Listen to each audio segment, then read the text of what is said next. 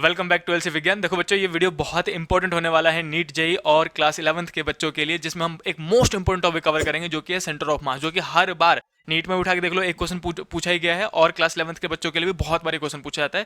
COM मतलब होता है सेंटर ऑफ मास, जिसका मैंने ऑलरेडी यहाँ पे जितने भी डेफिनेशन और फॉर्मूले ऑलरेडी लिख रखा है। इसके बाद मैं आपको बताऊंगा 4 टाइप के क्वेश्चन जो कि मैक्सिमम टाइप के क्वेश्चन है। उसके बाद आप कोई सी बुक उठा लेना, ऐसे उठा लो या फिर कोई मॉड्यूल उठा लो, इजिली सेंटर ऑफ मास के सारे क्वेश्चन आप सॉल्व कर दोगे। तो चलो जल्दी से स्टार्ट करते हैं सेंटर ऑफ मास को। देखो सबसे पहले अपने पास बेसिक डेफिनेशन पता होना कंपलसरी है, जिसमें मैंने ऑलरेडी यहाँ लिख रखा है। देखो सेंटर ऑफ मास जो होता है किसी भी पॉइंट पे, किसी भी बॉडी पे वो पॉइंट होता है जहां पे हम मानते हैं कि बॉडी का सारा मास आके जमा हो गया है। फॉर एग्जाम्पल ये मार्कर देखो, अब चौक होल्डर, सॉरी, तो चौक होल्डर में क्या है कि इस चौक होल्डर का जो मास है वो पूरे चौक होल्डर में फैला हुआ है ना। तो हम बोलेंगे कि बताओ अगर मैं कोई ऐसा पॉइंट मान लूं जहां पे मान लिया जाए, सपोज किया जाए कि इसका सारा मास आके जमा हो गया है, और वो पॉइंट कैसे मिलता है, जहां पे चौक होल्डर बैलेंस हो जाए वही पॉइंट सेंटर ऑफ मास होता है। देखो बैलेंस करने की कोशिश कर रहा हूं भाई, हो गया, बैलेंस हो गया, देखा।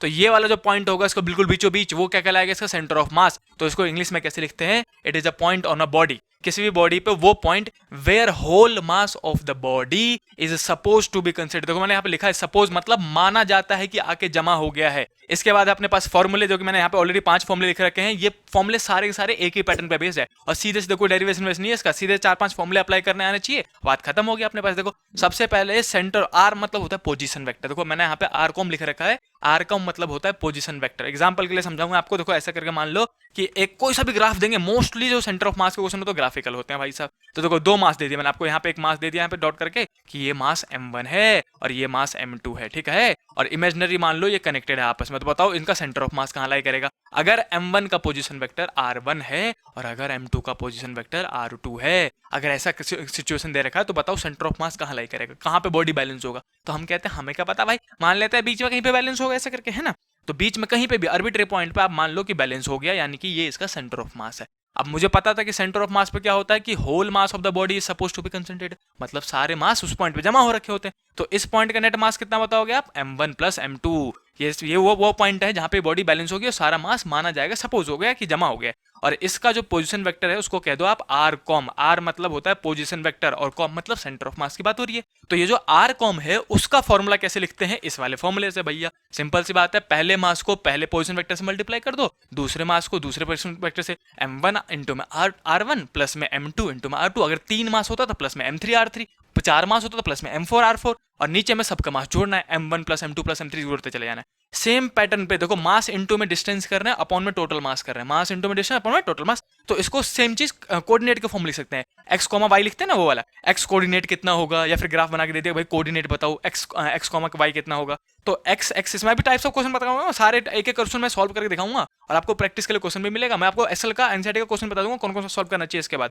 तो देखो भाई एक्स कॉम में सबसे पहले आपको फॉर्मूला क्या होना चाहिए, सेम पैटर्न का m1 x1 प्लस में m2 x2 प्लस में m3 x3 अगर है तो, और अपन में m1 plus m2। Same formula देखो तो y में, अगर y पूछे तो m1 y1 प्लस में m2 y2 अपॉन में नीचे में नेट मास करना। और सेम चीज कई बार वेलोसिटी पूछ लेते हैं कि 2 पार्टिकल है, एक की वेलोसिटी इतना है, इसका मास इतना है, और दूसरे की वेलोसिटी दूसरा मास देखो तो सेंटर ऑफ मास की वेलोसिटी क्या होगी, वेलोसिटी ऑफ सेंटर ऑफ मास पूछ लेते हैं। तो घबराना थोड़ा है, सेम पैटर्न पे फॉर्मूला भैया, जिसमें हमें करना क्या होता है कि बस जहां पे हम y x और r लिख रहे हैं तो वहां पे v लिखेंगे, m1 v1 प्लस में m2 v2, तीसरा मास है तो m3 v3 अपॉन में m1 प्लस m2। और हाँ, इसमें बस एक चीज ध्यान रखना होता है कि साइन कन्वेंशन चाहिए, जैसे दोनों बॉडी एक ही डायरेक्शन में जा रही है तो दोनों की वेलोसिटी प्लस मानोगे, एक इधर जा रही है एक इधर जा रही है, अप्रोच टू ईच अदर कर रही है तो एक को प्लस माना जाएगा दूसरों को माइनस माना जाएगा। तो साइन कन्वेंशन के साथ सॉल्व करना पड़ता है, बस इतना सा। चलो ये तो हो गया डेफिनेशन और फॉर्मूले। मैं आपको आप 4 टाइप के क्वेश्चन बताऊंगा जो कि मैक्सिमम बुकों में आपको छपा मिलेगा, और मैक्सिमम क्वेश्चन ही 4 टाइप के आते हैं, जिसमें सबसे पहला टाइप है अपने पास कोऑर्डिनेट टाइप। मैं यहाँ पे लिख देता हूँ कोऑर्डिनेट टाइप। देखो आराम से नोट बनाते रहना भाई साहब, सारे टाइप्स आपको इजीली समझ में आ जाएंगे और उसके बाद एक भी न्यूमेरिकल नहीं होगा जो सेंटर ऑफ मास का आपसे सॉल्व ना हो। तो चलो जल्दी से स्टार्ट करते हैं कोऑर्डिनेट वाला क्वेश्चन। देखो कुछ नहीं करते हैं इसमें, कुछ नहीं करते हैं, वो ऐसे करके ग्राफ बना के देंगे कोऑर्डिनेट वाले में ऐसे करके, और 2-3 बॉडी मार्क कर देंगे, एक बॉडी ये रहा, एक बॉडी ये रहा, और एक बॉडी ये रहा, ऐसे करके, ठीक है। और इसका मास दे रखे होंगे, सेंटर ऑफ मास हमेशा पॉइंट पर साइज होता है। इसका मास मान लो m1 है, इसके सेंटर में मास कितना है m2, इसके पॉइंट पे मास कितना है m3, और बगल में दे देंगे, बोलेंगे ऐसा करके उलझाने के लिए जानबूझ के m1 m2 बराबर है 2 kg के, और बाद जानबूझ के m3 को अलग दे देंगे, बोलेंगे 3 kg है, ताकि बच्चा न्यूमेरिकल सॉल्व करते समय कुछ तो गलती करे जानबूझ के ऐसे मास करके दो को मास बराबर करके तीसरा अलग दे देंगे या फिर तीनों अलग अलग दे देंगे जानबूझ के, ताकि बच्चा गलती करे। और उसके बाद इसी में कोऑर्डिनेट दे रखा होगा, आपको पता है कोऑर्डिनेट कैसे देंगे, वो ऐसे लिख देंगे। मान लो कि एग्जांपल के लिए 2,4 लिख दिया मैंने, इसको लिख दिया मैंने आप 4,4 लिख दिया, और इसको लिख दिया मैंने कितना 2, आप ले लो नहीं 4, एक्स एक्सिस में तो 4 ही पे आएगा, और यहाँ पे ले लो 2 ले लो 2, ऐसे ले लिया मैंने। कोई भी कोऑर्डिनेट आपको क्वेश्चन में गिवन होगा, हो सकता है ग्राफ बना के ना दे, वर्डिंग में भी दे दे, वो तो घबराने वाली बात नहीं, अपन ग्राफ बना लेंगे पढ़ पढ़ के। और आपको बोला जाएगा बताओ अब सेंटर ऑफ मास का कोऑर्डिनेट क्या होगा, find coordinate of centre of mass. तो आपको आर कॉम पूछा जाएगा, क्या पूछा जाएगा, आर कॉम। देखो इस केस में आर कॉम कैसे निकालोगे कोऑर्डिनेट के फॉर्म में, तो जब भी हम आर कॉम लिखते हैं position vector of centre of mass, तो उस केस में आपको लिखना पड़ता है X com comma Y com करके। देखो सबका कोऑर्डिनेट दे रखा है ना उन्होंने, ये एक्स कॉमा वाई है, सबको पता है ये एक्स कॉमा वाई है, ये एक्स कॉमा वाई है, ऐसे लिखते थे ना। तो इसी प्रकार सेंटर ऑफ मास का कोऑर्डिनेट का होगा, तो X com comma Y com मुझे लिख के दिखाओ, ये चीज आपसे बोली जाएगी। तो बहुत इजी है, कुछ में घबराने वाली बात नहीं है। देखो मैं मार्क कर दूंगा पहले कि भैया m1 इसको माना गया है, तो इसको मैं x1 y1 मान लूंगा, है ना, x कॉमा y होता है। दूसरा m2 ये है, तो ये x2 y2 हो जाएगा, और तीसरा ये क्या हो जाएगा x3 y3 मुझे गिवन है ऑलरेडी, राइट। अब मुझे फॉर्मूला पता है, एक्स कॉम निकालने के लिए फॉर्मूला ये रहा, और वाई कॉम निकालने के लिए फॉर्मूला ये रहा, दोनों अप्लाई करूंगा, सॉल्यूशन आंसर, बात खत्म। अब बाद में लिख दूंगा ऐसे कोऑर्डिनेट के फॉर्म में, जैसे ऑप्शन में अवेलेबल हो वैसे कर दूंगा भाई साहब। एक्स कॉम का फॉर्मूला देखो क्या होता है, m1 x1 प्लस में m2 x2 अपन में m1 प्लस m2, तो लगा दो भाई, 3 बॉडी है 3 आ जाएगा।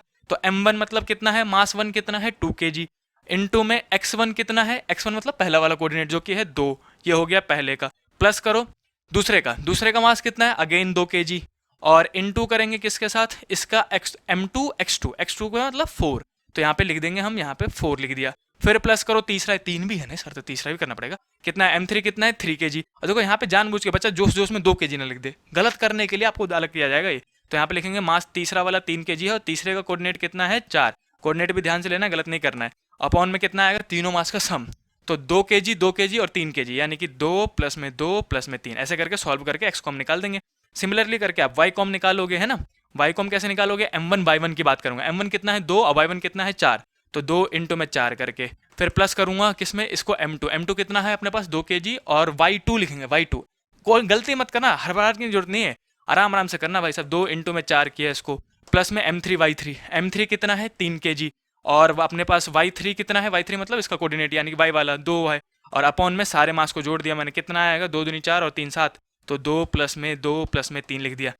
अब इसी को सॉल्व करके लिखो, तो कोई 2 दूनी 4 हो गया, मैं डायरेक्टली कर देता हूँ क्यों जगह नहीं अपने पास, 4 हो गया, और ये कितना हो गया 4 8 और 4 कितना 12, और 12 कितना 24 हो गया अपने पास। तो ऊपर में 24 आ रहा है और नीचे में 4 3 3 7, तो यानी कि एक्स कॉम जो आ रहा है अपने पास 24/7 आ रहा है। और उसके बाद वाई कॉम भी ऐसे करके सॉल्व कर लो जल्दी से। वाई कॉम कितना आएगा अपने पास, देखो भाई ये 4 दूनी 8 हो गया, ये 4 दूनी 8 हो गया, और ये 3 दूनी 6 हो गया, तो 8 दूनी 16 और 16 और कितना हो गया था 6, 16 और 6 कितने होते हैं 22 होते हैं अपने पास। और नीचे में आ रहा अपने पास 7, तो हम लिख देंगे, ऊपर में आ रहा था 22/7, तो ये रहा मेरा कोऑर्डिनेट निकल गया। अब यहाँ पे जाओ एक्स को हटा के क्या लिख दोगे, अब जैसा ऑप्शन अवेलेबल कर देना, एक्स की जगह में लिखूंगा 24/7, फ्रैक्शन में भी हो तो कोई घबराने वाली बात नहीं है, और पॉइंट में हो तो डिवाइड कर देना भाई साहब। और वाई कॉम की जगह में क्या लिखूंगा 22/7 कॉमा करके ऐसे करके लिख दूंगा, ये रहा मेरा आंसर।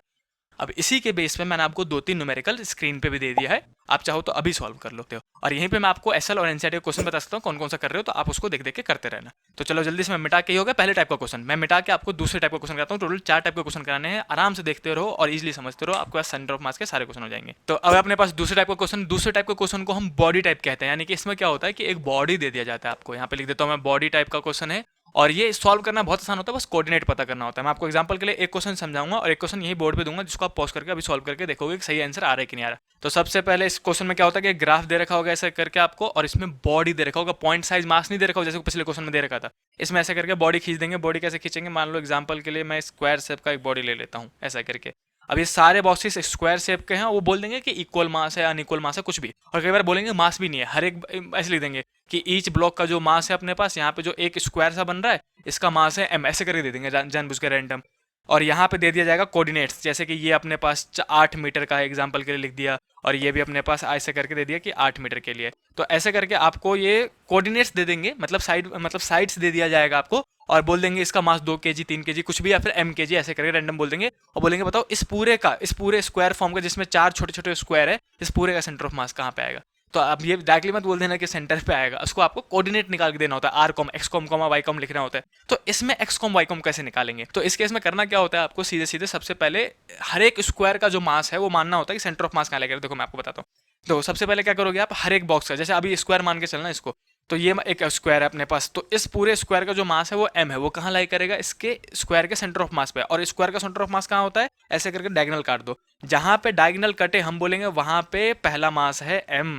वैसे इसका भी डायगोनल जहां पे कटेगा वहां पे इसका दूसरा मास होगा, इसको हम बोलेंगे m, है ना। जो पूरे ब्लॉक का मास है, ये जो छोटा सा स्क्वायर है उसका मास इस पॉइंट पे माना जाएगा। ऐसे करके हर एक का पॉइंट आप जहां पे मान लोगे वहां पे डायगोनल कट रहा है। तो ये हमारे पास ये भी है m और ये भी है हमारे पास m। ऐसे करके पहले तो मैंने सेंटर ऑफ मास माना ईच ब्लॉक का, ठीक। और फिर इसका कोऑर्डिनेट लिखोगे आप अपने हिसाब से, बेसिक मैथ है। तो कैसे करेंगे, इसका कोऑर्डिनेट कैसे लिखूंगा मैं, मुझे पता है ये पूरा 8 है और ये स्क्वायर है, राइट। तो 8 का आधा यहाँ तक कितना होगा 4, और 4 का भी आधा कितना होगा 2, यानी कि एक्स एक्सिस पे ये और ये कितने पे है 2 पे। तो इसको लिखूंगा 2 और इसको भी लिख दूंगा, मैं इसको मिटा रहा हूँ ताकि आपको कंफ्यूजन ना हो। ऐसे करके ये 2 लिख दिया। इसके बाद है इसकी बज्जी। देखो इसकी बज्जी में कैसे निकालोगे आप, यहाँ से यहाँ तक तो 4 हो गया था, है ना। 8 का आधा 4 और 4 और ये भी 4 है, तो 4 का भी आधा कितना 2। तो यहाँ से यहाँ तक 4 और 2 6, यानी कि ये एक्स एक्सिस में 6 पे है और ये भी एक्स एक्सिस में 6 पे। सबका एक्स लिख दिया मैंने, राइट। अब लिखेंगे सबका वाई। वाई कैसे लिखेंगे, कॉमा लगा दो सब में भाई, सब कॉमा लगा दो। अब आ जाओ वाई में। देखो वाई के केस में क्या है कि ये पूरा फिर से 8 था, राइट। ये पूरा 8 था, तो 8 का आधा 4 और 4 का भी आधे पे है ना ये, तो 4 के आधा कितना 2, यानी कि ये 2,2 पे है और ये भी वाई एक्सिस में 2 पे ही होगा। तो ये हो गया 6 कॉमा पहले से ही था और ये 2 लिख दिया मैंने। वैसे वाई इनका लिखोगे कैसे, तो यहाँ से यहाँ तक 8 का आधा 4 था और ये भी 4 ही होगा ना पूरा, तो 4 का आधा 2, तो 4 और 2 6, यानी कि ये भी 6 पे है और ये भी 6 पे है। ऐसे करके सबका कोऑर्डिनेट हमने लिख लिया कि पहले का कोऑर्डिनेट ये है, दूसरा कोऑर्डिनेट ऐसे करेगा। और सीधे सीधे एक्स कॉम और वाई कॉम का फॉर्मूला लगा दो। कैसे लगाओगे, एक्स कॉम का फॉर्मूला था अपने पास m1 x1 प्लस में m2 x2 प्लस में m3 x3, ऐसे करके चारों तक जोड़ना है ना। तो मैं सबका जोड़ूंगा। देखो मास नहीं दे रखा तो घबराना मत कि मास नहीं दे रखा, भाई सब कट जाएगा बाद में। देखो इसका मास कितना है m, तो m इंटू में एक्स एक्सिस में कितना है इसका 2, तो 2 लिख दिया मैंने, पहला हो गया। फिर प्लस किया, चारों का प्लस करेंगे, चिंता नहीं करने का। फिर दूसरे का इसको ले रहा हूँ ऊपर वाले का, इसका मास m और इसकी जो डिस्टेंस थी वो थी अपने पास 6, ऐसे करके लिख दिया। फिर तीसरे का इसका मान लो, ये एक्स एक्सिस का वाला लिख रहे हैं हम सिर्फ, तो ये हो गया अपने पास मास m इंटू में इसका भी जो एक्स एक्सिस है वो है 6 और वाई में वाई लिखेंगे बाद में, और ये वाला जो है इसका मास m और x में 2, तो ये हो गया m इंटू में 2। ऐसे करके सबका लिख दिया, अपॉन में सारे मास को जोड़ दो। सारे मास को जोड़ूंगा तो कितना मास है m m m m, तो 4m सीधे हो गया, तो सीधे सीधे 4m लिख दूंगा। और इसको सॉल्व करो, सॉल्व हो जाएगा। ये कितना हो गया 2m प्लस में 6m 8m और 8m प्लस में 6m 14m 14m और प्लस में 2m 16m, राइट। तो 16m अपॉन में 4m आ रहा है। काटोगे 4 4 जा 16 से कट जाएगा। एक्स कॉम जो आया अपने पास 4 आ गया, देखा m से m कट जाता है, मास नहीं देखा तो घबराने वाली बात नहीं है, अपने हमने आंसर निकाल लिया। इसके बाद वाई कॉम करना। देखो वाई कॉम कैसे करोगे, वाई कॉम में same formula m1 y1 plus में m2 y2, सर सबका वाई वाला कोऑर्डिनेट लेना है और मास तो सबका सेम है। तो देखो इसको ले रहा हूँ मैं, पहले मैं m1 इंटू में इसका y कितना है 6, सेकंड वाला पार्ट लिखेंगे ना, इसका भी y कितना है 6, तो प्लस में m इंटू में 6 लिख दिया। ऐसे करके जानबूझ के लिखे दिखा रहा हूँ कि अगर आप पहली बार पढ़ रहे हो तो समझ में आ जाए, और अगर कोई बच्चा ये सब पढ़ चुका है तो जल्दी से स्पीड में देख लो, 1.25 पे कर लो भाई साहब। तो देखो ये m इंटू में इसका y कितना है, m है अपने पास m और इसका जो डिस्टेंस है वो है 2, इसका भी m इंटू में डिस्टेंस कितना है y वाला 2, तो प्लस में m इंटू में 2 कर दो, और अपॉन में सबको पता है टोटल मास जो कि है अपने पास 4m। अब इसको जोड़ो कितना आएगा 6m 12m और 12m प्लस में 4m आ रहा है, तो कितना हो जाएगा 16m, राइट। तो यहाँ पे लिखेंगे हम 16m अपॉन में 4m, ऐसा करके लिख दिया। और ये हमारा y कॉम है, सबको पता है कि m से m कटेगा, 4 से कटेगा तो 4 आ जाएगा अपने पास, यानी कि x कॉम और y कॉम दोनों ही कितना आ रहा है 4 4। तो इसका जो इस पूरी बॉडी का जो सेंटर ऑफ मास लिखा जाएगा, मैं यहाँ पे लिख देता हूँ r कॉम करके, जो आर को नीचे लिख देता हूँ यहाँ पर, जो आर कॉम, वहाँ पर मैं आपको क्वेश्चन दूंगा अभी। देखो आर कॉम कैसे लिखोगे, लिखा जाता है X com comma Y com करके, X com comma Y com. और मैं दोबारा लिख देता हूँ एक्स कॉम कितना निकला है अपने पास 4, और वाई कॉम भी कितना निकला है 4, तो फाइनल आंसर लिखा जाएगा 4,4, ये मेरा आंसर है। तो ऐसे करके आप किसी भी बॉडी टाइप में जब बॉडी दे तब भी आप आंसर निकाल सकते हो। तो अब जल्दी से स्क्रीन को, इस क्वेश्चन मैं आपको एक एग्जांपल दे रहा हूँ करने के लिए, जो अभी करोगे आप, राइट। अब इस क्वेश्चन के जस्ट बाद आप स्क्रीन को पॉज करोगे और अभी सॉल्व करके देखो कि आपसे बन रहा है नहीं बन रहा। इस बार मैं आपको सिर्फ 3 बॉडी दूंगा, ऐसे करके दे दिया मैंने 3 बॉडी, और रेक्टेंगल फॉर्म में दे रहा हूँ जानबूझ के, स्क्वायर फॉर्म में नहीं। मान लो ये एग्जांपल के लिए मैंने आपको दे रखा है पूरा डिस्टेंस जो है वो है 10 मीटर, 10 मीटर नहीं 12 मीटर ले लो आप, 12 मीटर दे दिया मैंने आपको ऐसे करके, ठीक। ये डिस्टेंस 12 मीटर है और ये डिस्टेंस जो है अपने पास वो 8 मीटर है। अब मुझे सॉल्व करके बताओ इसका सेंटर ऑफ मास कितना आएगा। मैंने इसका आंसर कमेंट में नीचे दे रखा है, आप वहां जाके देख सकते हो पहले, लेकिन सॉल्व कर लो तब जाके आंसर देखना और फिर चेक कर लेना कि आपका आंसर सही निकला कि नहीं। तो जल्दी से इसको सॉल्व करो, जब तक मैं स्क्रीन मिटा के आपके पास तीसरे टाइप का क्वेश्चन लेके आता हूँ। देखो पहला हो गया कोऑर्डिनेट वाला, दूसरा हो गया बॉडी वाला, और तीसरा है अपने पास किसी पॉइंट के रिगार्डिंग निकालना पड़ता है, जिसमें एल शेप, टी शेप, जो कि आपने एसएल में क्वेश्चन भी देखा होगा। तो अब है अपने पास तीसरे टाइप का क्वेश्चन जो कि है अपने पास टू द पॉइंट, यानी किसी के पॉइंट के रिगार्डिंग अ पॉइंट। मैं ऐसे लिख देता हूँ रिगार्डिंग अ पॉइंट, और ये बहुत फेमस क्वेश्चन में से एक है जो कि असल में क्वेश्चन प्रिंटेड भी है प्रिंटेड भी है। रिगार्डिंग अ पॉइंट की बात कर रहे थे हम, ऐसे करके मैंने टाइप लिख दिया, तीसरा टाइप क्वेश्चन। अब इसमें क्या होता है कि आपको कोई सा भी एक रैंडम शेप दे देंगे, टी शेप दे देंगे, आई शेप दे देंगे, कुछ भी, और बोलेंगे इसका सेंटर ऑफ मास निकालो with respect to point O, ऐसे करके एक पॉइंट मार्क कर देंगे। एग्जांपल के लिए मैं एक टी शेप का डायग्राम ले रहा हूँ, मैं ऐसे करके एग्जांपल के लिए लिख लेता हूँ, टी शेप का डायग्राम बना लिया हमने ऐसा, और हम ऐसा बोल रहे हैं कि इसके साइड्स दे देंगे जानबूझ के वो आपको, और मास नहीं देंगे भाई साहब। इसका साइड दे दिया मैंने, मान लो कि ये है अपने पास 12 सेंटीमीटर की, मीटर में ले रहा हूँ डायरेक्टली, और ये है अपने पास 2 मीटर का, और ये है अपने पास 8 मीटर का, ऐसे करके मैंने लेंथ और ब्रेथ दे दिया आपको इसकी भी 2 मीटर की मान लो, ऐसे करके। और यहाँ पे एक पॉइंट मार्क कर दिया मैंने, किसी के भी माथे पे ऐसे करके एक पॉइंट मार्क कर दिया जिसका नाम है ओ। अब ये जो पॉइंट ओ है इसके रिस्पेक्ट में बताइए कि सेंटर ऑफ मास कहाँ लाई करेगा इस पूरे टी शेप के बॉडी का, और मानते हैं यूनिफॉर्मली मास फैला हुआ है। ऐसे क्वेश्चन में 2-3 वर्ड और लिखे होंगे। तो आपको करना क्या है कि सबसे पहले दो अलग अलग रेक्टेंगल मान लो, टी शेप हो तो 2 अलग अलग रेक्टेंगल, आई शेप दे दिया तो 3 अलग अलग रेक्टेंगल मान लो भाई। और सबसे पहले इस ऊपर वाले रेक्टेंगल का मास कहाँ लाई करेगा, सेंटर ऑफ मास कहाँ लाई करेगा, जहां पे इसके डायगोनल कट करेंगे इस जगह पे, और नीचे वाले का कहाँ लाई करेगा, इस जगह पे जहां पे डायगोनल कट करेगा। ऐसे हम कर रहे थे ना अभी बॉडी वाले में, सेम काम यहाँ कर लेना है। इसका मास मैं m1 मान लूंगा, राइट, और इसका मास मैं m2 मान लूंगा। अलग अलग मास होगा क्योंकि एरिया अलग अलग है भाई साहब। अब देखो, लेकिन इसका अब जो डिस्टेंस काउंट करना है वो यहाँ से दूरी काउंट करोगे कि O से, O वाले पॉइंट से M1 की दूरी कितनी है, तो ये R1 है। और R1 अगर आप सिर्फ बेसिक कोऑर्डिनेट देखोगे तो आपको पता चल जाएगा। देखो ये पूरा कितने का था, 2, तो इसका बिल्कुल बीचों बीच आधे पलाई करेगा, तो ये कितने का हो जाएगा, 1 मीटर का। R1 तो हमें देखते ही निकल गया, ऐसे करके, राइट। ऐसे करके R2 निकालो। R2 मतलब क्या है कि O से M2 कितनी दूरी पे है, ये वाला डिस्टेंस निकालना है आपको, ऐसे करके, ये यहाँ से लेके यहाँ तक का। तो कैसे निकालोगे, यहाँ से यहाँ तक 2 था और इसका आधा कर दो, 12 का आधा कितना, 6, तो 6 यहाँ पे और 2 यहाँ पे, तो कितना हो गया, 8। यानी कि R2 ये वाला जो डिस्टेंस है यहाँ से यहाँ तक वो कितने का है, 8 का। तो हमें R1 मिल गया, R2 मिल गया, नंबर के फॉर्म में मिल गया, राइट। अब M1 M2 निकालना है और वैल्यू पुट करके आंसर निकालना है। कौन सा फॉर्म लगाऊंगा, R-COM का फॉर्म लगा दूंगा मैं, पहला वाला जो था अपने पास M1 R1 प्लस में M2 R2 अपॉन में M1 प्लस M2 वाला, ये वाला फॉर्मूला लगा दूंगा मैं। लेकिन जिसमें मुझे M1 M2 तो चाहिए, तो हम क्या करते हैं, मान लेते हैं कि M1 को लेट किया जाता है। इस केस में हमेशा मास नहीं दे रखा होगा आपको, तो आप हमेशा लेट करोगे कि M1 को M मान लो, क्या मान लो, M। और M2 निकालने का सीधे सीधे ट्रिक बता रहा हूं मैं आपको, कुछ मत करो।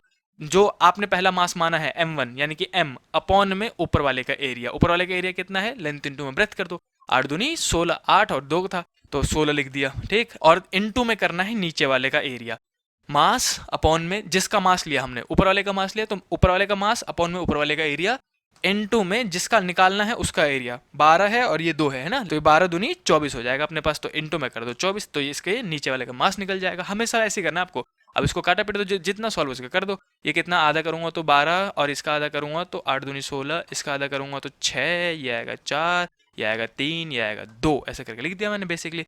और M2 इक्वल टू आ जाएगा 3/2M, 3/2 और ये M था। तो अगर आपने M1 को M लेट किया है तो नीचे वाला M2 ऐसा करके निकालोगे। इसके बाद सीधे सीधे वैल्यू पुट करो, आंसर निकाल दो। देखो भाई कैसे करूंगा मैं, M1 कितना माना था मैंने, M, ऐसे करके लेट, घबराना मत, कट जाएगा वो सब कुछ। और R1 कितना था मेरे पास, 1 मीटर था, तो यहाँ पे इंटू में 1 कर दिया मैंने, है ना। प्लस किया अपन ने M2, M2 क्या है, 3/2M, तो 3/2 और M लिखना, और इंटू में करो उसका R2, R2 कितना था यहाँ से यहाँ तक का डिस्टेंस जो कि था 8, तो यहाँ पे लिख दिया हमने 8, डिवाइड में टोटल मास जोड़ना है, तो M1 प्लस M2 करना ना, तो M1 की जगह में M लिखेंगे और प्लस में करेंगे M2 कितना था, 3/2M, तो 3/2M लिख दिया ऐसे करके, राइट। अब काटा पेटी में जाके सॉल्व कर दो, इसको मैं ही सॉल्व कर देता हूँ। देखो ये M बचेगा, ये कटेगा तो कितनी बार में, 4, और 4 3 जा 12, प्लस मत कर देना, मल्टीप्लाई करना है यहाँ पे भाई साहब। तो 4 3 जा 12, 12M प्लस में एक M कितना हो गया, 13M, ऐसे करके हमने जोड़ लिया इसको। डिवाइड में क्या है, एलसीएम लेना पड़ेगा आपको, कि इसके नीचे कुछ भी नहीं, तो 1 हो गया, तो एलसीएम लोगोगे तो कितना आएगा, 2, और ये इससे मल्टीप्लाई तो 2M, और इसका कितना है पहले से ही प्लस में 3M, और ये 2 जाएगा फिर ऊपर, तो ऐसे करके सॉल्व करके आप लिखोगे 13M इंटू में डिनोमिनेटर का डिवाइड वाला ऊपर चला गया, और ये 3 और प्लस में है तो 2, तो 5 हो गया अपने पास। M से M काट दो, ये आएगा 13 2 जा 26/5, या तो ऐसे करके आंसर छोड़ दो या फिर उसको पॉइंट में निकाल दो। कितना जाएगा पॉइंट में? अगर जाएगा तो 5.2 में जाएगा, तो ये मेरा निकल गया आर कॉम। ऐसे करके हम आंसर लिख देंगे, है ना। तो इसी पे मैंने एसएल का जो क्वेश्चन है जो कि बहुत फेमस है वो मैंने आपको यहाँ पे दे रखा है। स्क्रीन को अभी पॉज करो, इसको सॉल्व करके नीचे आंसर भी है, चेक करो कि आपने सही किया कि गलत, राइट। और ऐसे ही मैं बहुत सारे क्वेश्चन लिंक दे दूंगा नीचे डिस्क्रिप्शन में, उसे भी ट्राई कर लेना। और इसको मिटा के आता हूँ मैं चौथा एंड लास्ट टाइप के क्वेश्चन पे, जो कि बहुत इंपॉर्टेंट है और नीट वाले में तो हर बार प्रिंटेड है, जो कि मैं आपको दिखा भी रहा हूँ यहाँ पे। तो जल्दी से देखते रहो, चौथे टाइप का क्वेश्चन करते हैं अपन। तो अब अपने पास चौथे टाइप का क्वेश्चन जो कि है डिस्क वाला क्वेश्चन। अब बहुत फेमस क्वेश्चन है, ऐसा करके हम डिस्क वाला क्वेश्चन लेंगे। देखो इसमें क्या होता है कि एक बड़ा सा डिस्क बना के दे देंगे, वो आपको बोलेंगे एक सॉलिड डिस्क था अपने पास जिसका रेडियस कुछ भी दे सकते हैं रैंडम, सिर्फ आर, मैं फिलहाल के लिए तो आर मान रहा हूँ उसको, ये एग्जांपल में फंसाने के लिए बच्चों ताकि कॉमन मिस्टेक करे, उसके लिए ये आर की जगह में 2r दे देंगे, 4r दे देंगे, 6r दे देंगे, ऐसे करके कुछ भी दे देंगे। तो घबराना मत, ध्यान से देख के करना कि दे क्या रखा है। और उसके बाद टोटल डिस्क का मास भी आपको कहीं ना कहीं गिवन होगा। मैं एग्जांपल के लिए m ले रहा हूँ, लेकिन ये कुछ भी हो सकता है, 4m 2m के मल्टीपल फॉर्म में हो सकता है, 3m दे दिया, 4m दे दिया, m के फॉर्म में देंगे लेकिन मल्टीपल में देंगे वो, ऐसे करके, ठीक। अब इसमें क्या है कि फिलहाल इस पूरे डिस्क का सेंटर ऑफ मास कहाँ लाई करेगा? जो इसका सेंटर होगा वहां पे, जहां पे ये पूरा डिस्क बैलेंस हो जाएगा, उस पॉइंट को हम कह रहे हैं ओ, राइट। हमने बोला कि फिलहाल ये जो डिस्क है जिसका रेडियस आर है, मास एम है, इसका सेंटर ऑफ मास इस पॉइंट पे लाई कर रहा है। अगर अब मैंने क्या किया, इसमें से एक छोटा सा डिस्क काट के निकाल दिया, एग्जांपल के लिए ऐसा करके मैं कोने से किसी भी एज से, क्वेश्चन लिखा होगा कहाँ से काटा गया, ऐसे करके एक एज से मैंने एक डिस्क काट के निकाला, जो जिसका जो डायामीटर है, क्वेश्चन फंसाने के लिए, पता है ऐसे उल्टी सीधी वर्डिंग लिखते हैं ये, कि डायामीटर जो है वो पूरा का पूरा कितना है, r/2 है, ऐसा करके ले लिया हमने, r/2 इसका डायामीटर है, ऐसे करके दे देंगे ताकि बच्चे कंफ्यूज हो कि रेडियस कितना है, समझ रहे, जानबूझ को डायामीटर देंगे पूरा। तो बोलेंगे बताओ, जैसे मैंने इसको काटा तो सिंपल सी बात है, तो ये काट के हटा दिया मैंने, तो अब जो बचा हुआ हिस्सा है उसका सेंटर ऑफ मास थोड़ा सा पीछे शिफ्ट हो जाएगा, यानी कि वो कहाँ जाके बैलेंस होगा, आप थोड़ा सा पीछे। तो एग्जाम्पल के लिए कहीं पे भी मान लो आप, यहाँ पे मान लेते हैं ये शिफ्ट हो गया, इसका जो बचा होगा सेंटर ऑफ मास कहाँ था, कहाँ पीछे शिफ्ट हो गया, इस पॉइंट को कह दो ए। और जो ये डिस्क काट के निकाल रहे हो आप, उसका सेंटर ऑफ मास कहाँ लाई करेगा भाई, उसके सेंटर में लाई करेगा, बी वाले पॉइंट पे, इसको बी मान लिया मैंने सेंटर को, राइट। तो अब आपसे पूछा क्या जाएगा मेनली कि बताओ ओ ए का डिस्टेंस, ये वाला डिस्टेंस कितना है, ये डिस्टेंस बताओ, कि जैसे मैं डिस्क काट के निकाल दूंगा तो जो इसका सेंटर ऑफ मास जो पहले ओ पे था वो कितना शिफ्ट हो जाएगा, कितना मीटर, कितना डिस्टेंस, वो डिस्टेंस बताओ। तो इसको कैसे निकालते हैं, बेसिक सा फॉर्मूला है इसका, कुछ नहीं करना है आपको, सीधे सीधे ओ ए निकालने के लिए आपको करना है, देखो मैं आपको इसका बेसिक एग्जांपल बताता हूँ। करना क्या होता है, mass of remaining, M R मतलब है मास ऑफ रिमेनिंग, इनटू में शिफ्टिंग ऑफ रिमेनिंग, रिमेनिंग का शिफ्ट कितना हुआ, ओ से ए पे चला गया, है ना, तो ओ ए किया, इजकल टू में सेम चीज कटिंग के लिए करना है कि मास ऑफ कटिंग इनटू में शिफ्टिंग ऑफ कटिंग। शिफ्टिंग का पहले जब ये इसका पार्ट था तो कहाँ पे था, ओ पे था, लेकिन अब कहाँ हो गया, बी पे, तो ओ से लेके बी तक का दूरी मल्टीप्लाई कर दोगे। और सीधे सीधे ये तो समझाने के लिए था, अगर आपको बढ़िया लगे तो बढ़िया लिख लेना इसको भी, नहीं तो सीधे सीधे ओ ए निकालने का फॉर्मूला क्या है, यहाँ से ओ ए निकालोगे, मास ऑफ कटिंग इनटू में ओ बी, यानी कि पहले से लेके अब तक का, और अपॉन में मास ऑफ रिमेनिंग कर दोगे यहाँ से। ये अपने पास फॉर्मूला हमेशा अप्लाई करना है आपको, और आंसर निकाल देना है कितना डिस्टेंस शिफ्ट हुआ है। तो इसमें है कि आप ओ बी तो आप क्वेश्चन में देख के ही निकाल दोगे। कैसे निकालोगे, देखो अगर वो पूरा डायमीटर r/2 बता रहे हैं तो इसका जो रेडियस होगा यहाँ से लेके यहाँ तक का डिस्टेंस कितना होगा, डायमीटर का आधा, यानी कि r/2 का भी आधा करोगे तो कितना हो जाएगा, r/4 अपने पास, ऐसे कर एग्जाम्पल लिख दिया मैंने। अब मुझे समझ में आया कि ये इतना डिस्टेंस जो है वो r/4 है, और ये डिस्टेंस भी कितना होगा, r/4, जो रेडियस वाला हिस्सा है, राइट। और ये पूरा डिस्टेंस यहाँ से लेके यहाँ तक का पूरा डिस्टेंस किसके बराबर था, रेडियस के। तो जो पूरा है, मैं अगर रेडियस में से इतना डिस्टेंस माइनस कर दूं तो क्या यहाँ से लेके यहाँ तक की दूरी निकल जाएगी, तो हम निकालेंगे r minus r/4 is equal to में ओ बी। तो ओ बी आपको हमेशा ऐसे करके बेसिक मैथ लगा के निकालना पड़ेगा। तो रेडियस में से आप r/4 घटा दो तो ओ बी की जो वैल्यू आएगी अपने पास मल्टीप्लाई करके 4, और 4 में से गया तो 3, तो 3r/4 आ गया। तो ओ बी तो आपने तुरंत निकाल लिया, चलो भाई ओ बी मिल गया मेरे को, राइट। अब बचा क्या, MC और MR। MC मतलब है मास ऑफ कटिंग, कितना मास काट के निकाला गया है, और MR ये क्वेश्चन में गिवन नहीं होगा, आपको यूनिटरी मेथड से ये सब कुछ निकालना पड़ता है, जिसमें सबसे पहले आप निकालोगे मास ऑफ कटिंग। मैं यहाँ पे लिख देता हूँ mass of cutting, mass of cutting निकालेंगे हम, जिसको हम MC कह रहे हैं, राइट। मास ऑफ कटिंग मतलब MC। इसका भी आसान तरीका है, हमेशा ऐसे ही अप्लाई करना है आपको। मैं 2-3 क्वेश्चन दूंगा, उसको प्रैक्टिस जरूर कर लेना ताकि हाथ बैठ जाए, ताकि आपको भाई साहब सेंटर ऑफ मास पूरा इजीली क्लियर हो जाए, कभी दिक्कत ही ना हो। देखो MC कैसे निकालोगे, MC निकालने के लिए आपको सीधे सीधे फॉर्मूला अप्लाई करना है, टोटल मास, MT लिख देता हूँ मैं यहाँ पे, MT, मास मतलब मास और T मतलब टोटल, तो टोटल मास अपॉन में total area, AT, total area पूरे डिस्क का एरिया, ऐसे करके, और इनटू में एरिया ऑफ कटिंग, AC मतलब है एरिया ऑफ कटिंग। तो जैसे आप इस फॉर्मूले को अप्लाई करोगे MC निकल जाएगा आपको। देखो मैं कैसे निकालूंगा MC, यहीं पे निकाल देता हूँ, टोटल मास कितना दे रखा है m, फिलहाल मैंने आपको बताया था कि 4m 8m कुछ भी देते हैं, तो जो दे रखा हो ध्यान से देख के यहाँ पे लिख लेना। mt की जगह में लिख दिया मैंने, टोटल मास था m, और टोटल डिस्क का एरिया कैसे निकालेंगे, पाई आर स्क्वायर करके। पाई आर का स्क्वायर, अगर आर है तो आर, 2r है तो 2r का स्क्वायर, 4r स्क्वायर हो जाएगा, 3r है तो 3r का स्क्वायर, 9r हो जाएगा। तो फिलहाल तो आर दे रखा है, तो मैं यहाँ पे पाई और सिर्फ आर का स्क्वायर कर दूंगा, राइट। और इनटू मैं करूंगा area of cutting. Area of cutting मतलब इस छोटे वाले का एरिया। एरिया कैसे निकालूंगा, फिर से पाई आर स्क्वायर, पाई का पाई और आर कितना है इसका, r बाई 4, तो उसका होल स्क्वायर करेंगे। तो पाई का पाई और r बाई 4 का होल स्क्वायर। बच्चे यहाँ पे भी गलती करते हैं, सिर्फ r का स्क्वायर कर देते हैं, 4 को 4 छोड़ देते हैं भाई साहब, क्यों दुश्मनी है 4 से, बताओ मेरे को। तो यहाँ पे मैं यहीं पे मिटा के इसी को स्क्वायर कर देता हूँ, आर स्क्वायर का आर स्क्वायर हो जाएगा, 4 का स्क्वायर 16, तो आर स्क्वायर बाई 16 लिखेंगे यहाँ पे। तो आर का स्क्वायर अपॉन में 16 लिख दिया मैंने, ऐसे करके लिखा, काटा पीटी करो एम से निकल जाएगा। तो पाई आर स्क्वायर कट जाएगा ये, और बचा m अपॉन में 16, यानी कि जो mc है, मास ऑफ कटिंग है, वो टोटल मास का 1/16 हिस्सा है। हमें पता चल गया कि इतना काट के निकाल दिया गया, राइट। अब चलो mc भी निकल गया, यहाँ पे हमारे पास o भी तो पहले निकाल लिया था, mc हमने यहाँ से निकाल लिया। mr कैसे निकालोगे, रिमेनिंग कैसे निकालोगे, देखो भाई सिंपल सा बेसिक लॉजिक है कि टोटल मास में से m/16 हिस्सा काट के निकाल दिया गया, तो कितना बचा, तो टोटल में से इसका मास घटा दो, तो मास ऑफ रिमेनिंग निकल जाएगा। मैं ही निकाल देता हूँ ऐसे करके, मास ऑफ रिमेनिंग।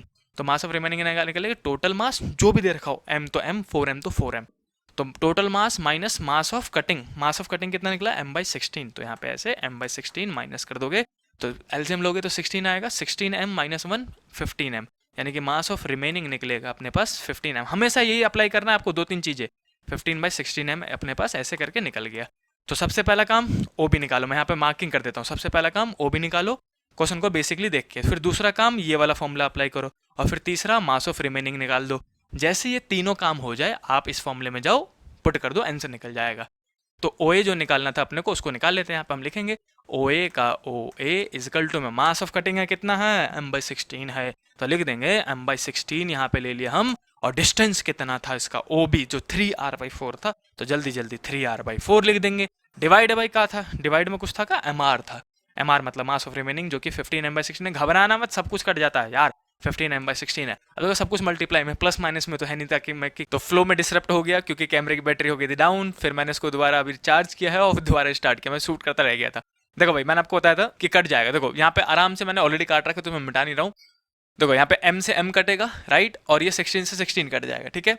अब होगा क्या, जो 4 है वो डिवाइड में है, तो डिवाइड 15 के पास आ जाएगा, तो ये अपने पास ऊपर में क्या क्या बचेगा, मैं यहाँ पे लिख देता हूँ OA इजकल टू में, यहाँ पे ऊपर में बचा हुआ है 3r, राइट, और नीचे में ये 4 जाएगा 15 के वास्ते, 15 4 जा 60, 15 चौका 60, ऐसे करके लिख दिया हमने। इसको काटेंगे तो 320 जा टाइम कट जाएगा, है ना। तो r/20 वो हमारा डिस्टेंस है जितना वो शिफ्ट हुआ होगा, जो OA हमने निकाल लिया।